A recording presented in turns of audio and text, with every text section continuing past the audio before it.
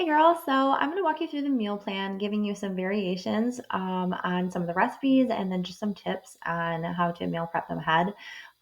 Yeah, just some nutrition coaching and suggestions. Yes, most of these all the recipes are just from Pinterest, recipes out there. And so I wanted to give you my own personal swaps with them. So I like to do the meal plans, like my own personal meal plans, and give you my own recipes because then you would just have that. But I also like to show you how you can find recipes online and kind of make your own meal plan. So as you go through these, you can see how to do that. And then also with the variations and the substitutions and just like little tips and stuff that I'll share with you, um, then you can see how to do that also. So just to give you a lot of different options and stuff. Okay, so the first one is your breakfast. I'm going to come over here. Your first one is going to be the sweet potato breakfast bowl. And this is a great, I love sweet potatoes for breakfast. And I know we did these in the Fit Kitchen Boot Camp. I don't know if you do these normally, but um, they are a great like alternative. I know we get used to eating like breakfast food, but sweet potatoes are so good for breakfast and they're actually really good with eggs. This one's very simple. So, tips on this one is great. You can actually freeze this one ahead. Non-dairy milk, I would use coconut milk, and I did put that on your list. It's very sweet and it goes really well in this recipe. But use what you like. And then I do prefer chia seeds over flaxseed. I think they are just more gut friendly, but there's a lot of pros and cons to each. So use what you like again there. And then your nut butter. So let's talk about nut butter for a second. So, um, first of all, yes, if you haven't had this before, nut butters on the sweet potato is so good. Like it doesn't sound like it would be very good, but it is. Okay, so then your sweet potato is going to be your healthy starch, and a healthy starch is a great in the morning because you have been, fasting since dinner, and you need, you know, some you need a good balance of food of nutrients to get going and having that healthy starch that isn't super high in sugar because that's going to give you your crash. So your sweet potato is going to be a great healthy carb. It's loaded with a lot of vitamins and minerals, and it's gluten free and all of that kind of stuff. And then also pairing it with the ingredients on there is going to help to balance that meal out too. So your nut butter is going to provide the protein in this, and then also when you add on the nuts and seeds, that's going to provide even more protein as well. And then your chia seeds, if you do chia or flax, and then also if you wanted to add a little bit more protein, you could do granola, and you could also add in a couple tablespoons or a quarter cup of Greek yogurt if you wanted to boost that protein up. So this makes a great breakfast. It isn't super high in protein where we like to be, around 30 grams for breakfast. You can definitely get it there though. You can add an egg to this too. And another thing is these are great as a snack because it's not like it's just a lighter meal, and I love to do like maybe a smoothie for breakfast if you like to do your egg bowls, and then you have this one for that like mid-morning brunch. It can be a mini meal. Like it's so good for those kind of meals too. Maybe later in the day, you just need something quick and simple and easy. You don't want something super heavy or super high in protein or, all the things. Like little smaller meals like this one is great for that. Okay, so then your next one is actually, I'm sorry, let me just go through that real quick. Okay, so everything looks good on there on her recipe, love it. And then nut butter. So a healthiest nut butter is just one, it's going to be your natural because it cuts out the hydrogenated oils and then it also, which is your trans fat, and then it also cuts out the um, a lot of times the preservatives, some don't have it, but most of them do. And then it also cuts out any of the added stuff that they put in there for flavorings and for freshness and that kind of thing. So natural is your way to go. And then if you want to do organic, especially with nuts and that is even healthier, but you can get there, and your lower sugar nuts are going to be, cashew butter or almond butter versus your peanut butter. Peanut butter does have sugar in it. Yes, you can buy the ones without. It's not going to taste very much like peanut butter, though. It's just going to be pretty unless you're, I just don't think that you're going to like it as much unless you are used to eating a lot of sugary free foods, which you're getting there. I'm just saying, like in general, most people think it's pretty bland. So just some tips on that one. Okay, so then your next one is your buffalo chicken salad. I think you're gonna love this. So let's go through that recipe real quick. It's pretty basic, pretty straightforward. It is going to be your lettuce greens. It's got romaine, which gives it a great crunch. Where is it? I'm trying to find it. Okay, so you got your romaine lettuce. Use what you like. Again, if you wanted to swap that out for spinach or a different green you're using that week, that's great. And then it does have that half a cup of cabbage. And to save yourself time, if you don't want to chop up that cabbage, you can buy it in a bag so that you're getting the benefits. Cabbage is such a good gut friendly, hormone balancing food. So anytime you can incorporate different things, you want to do that. But if you want to skip the cabbage, you can do that. It's going to add a little bit of a crunch though too, and microbial properties, all of the things with that. And then you got your carrots and your onion, and you can save time with those by buying that little tiny shredded bag of carrots. You can do that, or you can just buy one carrot, shred it, or you can buy a big bag of carrots, share them with the kids, shred some for your salad. Think of ways that is going to work best for your recipe. If your kids don't like carrots and you're just using it for your salad, just go for the smaller amount. The more convenient and the easier it is, it's going to be less stressful. And then what was the other one? Okay, so your avocado on there, onion, if you want to buy an onion and then just dice it up, that's great. Or buy the pre-diced. And then your chicken, you can do the chicken unbreaded if you want to. Saves a little time, and then also then you don't have the breading on there. But it's nice to mix things up too and then add a little bit. So this is a great breading to go for if you want to do it with the almond flour. The tapioca flour, if you don't want to buy that, you can just do panko breadcrumbs. That's perfect. Just make sure I can send you the brand. Let me know if you want that info. I'll just try to remember to send it to you. Just go with the gluten-free and just a cleaner panko breadcrumb. And then you got your seasonings for that. So that's perfect. And then you have your red hot sauce.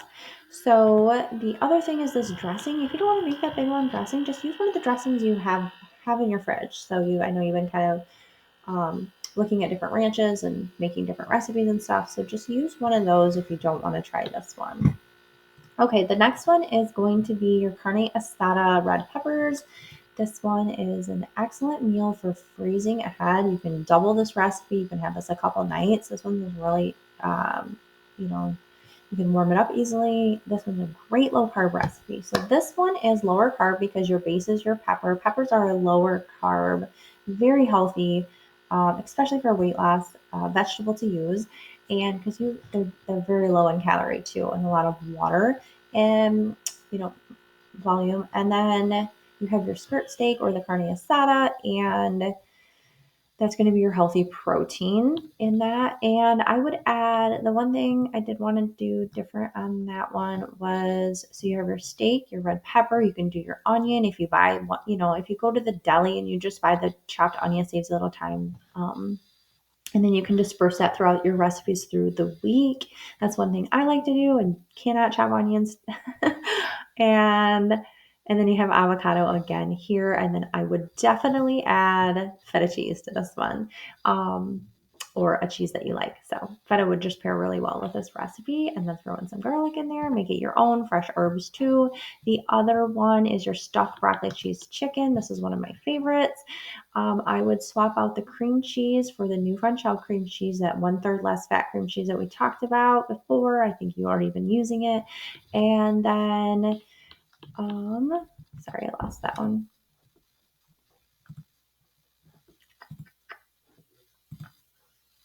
Okay, so where are we at? Okay, right here. Oh, okay. So you definitely want to. This one is great for prepping ahead. Like this one is such a good meal. I've actually made this a couple days ago, is why I wanted to throw this on here for you. So I use fresh garlic, but use what you have. You can use that granulated garlic if you want. And then I do pound my chicken out too. I cut them in half and then I lay them flat. I pound them. It does take a little bit longer, but then you can roll them a lot easier. And then you can do the steam in a bag broccoli to save some time. And then even though I do buy the steam in a bag broccoli, I still chop them up too, so it's nice and fine in your chicken. So you have these big chunks of broccoli. It cooks pretty evenly, and then you can mix in your cheddar cheese and your scallions, and olive oil on that. It says 2 tablespoons of oil. Go with olive oil or coconut oil on that one. Okay, then your next one is the Mediterranean salmon. I know you had salmon and maybe you want to incorporate more salmon into your diet, so I think you would love this recipe. This one's pretty straightforward. I think it's a great, yeah. So you can do, depending on how many you're making for your family. This one is not great reheated, so just make what you're going to have for the day. You can reheat it if you want to. You can make a little extra. But so 4 salmon fillets if you're doing that for your family, or just 2 if you and your husband are just having that, and then anywhere from 3 to 6 ounces, which would be a great serving size. Typically, they're sold 4 to 6 ounces, unless you have some in your freezer. You just use what you have, and then olive oil is perfect for that. Lemon and everything is perfect with that recipe. And then you can serve that with this zucchini and squash. So this one, whoops, why isn't that on there? Okay, so just use your zucchini and squash, chop them up real fine, throw some of those onions in there with olive oil, salt, pepper. It's like, they're so good, just pan fried, and they're really easy. They only take a few minutes. Throw a little water in there too. You could cook a big batch and have those for the week also. Then we have the no bake breakfast cookies, black bean fajita bowl. Let's talk about the black bean fajita bowl. I missed that one. Okay, so quinoa. Quinoa is going to be one of the grains that is a complete protein. So of all the grains, your quinoa it's like a pseudo seed. It's a complete protein, which is really cool as a vegetarian option, because a lot of times when you're eating a vegetarian or a vegan diet, you're not eating chicken, you're not eating fish. So with those meats, you're getting all of the amino acids in one thing. One chicken breast has all the amino acids. When you're getting it from plants, you're not getting all of the amino acids. So you've got to eat a wider variety of plants so that you get all of that. But with quinoa, you get them all in. So it's great for protein. It's a good, healthy carb, and then it also has fiber in it too. So that's an excellent staple food. And then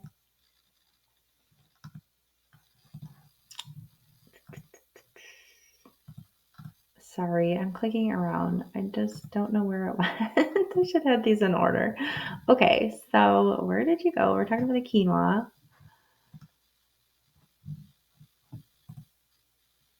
Okay. Okay, here we go. Sorry. Okay, so you got your quinoa, and then we talked about that, and then you can add lime or lemon if you want to, and then your herbs, bell peppers again, jalapeno if you like the heat.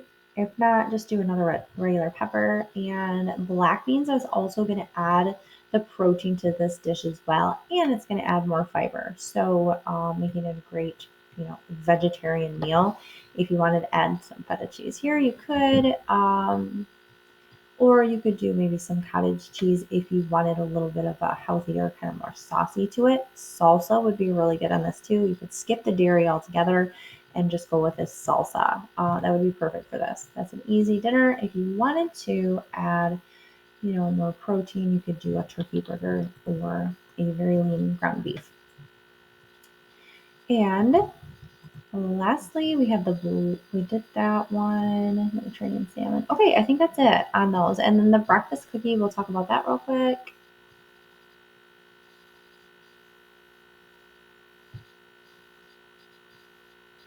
Oh, okay. So it says quick oats and old fashioned oats. Just go with old fashioned oats. You don't need to buy both. And plus, the old fashioned oats are healthier. So that's the first thing I would swap out.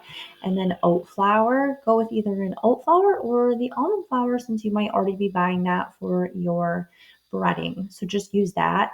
And then walnuts, again, could pair with your sweet potato bowl, and then you can use them over here in the breakfast cookies.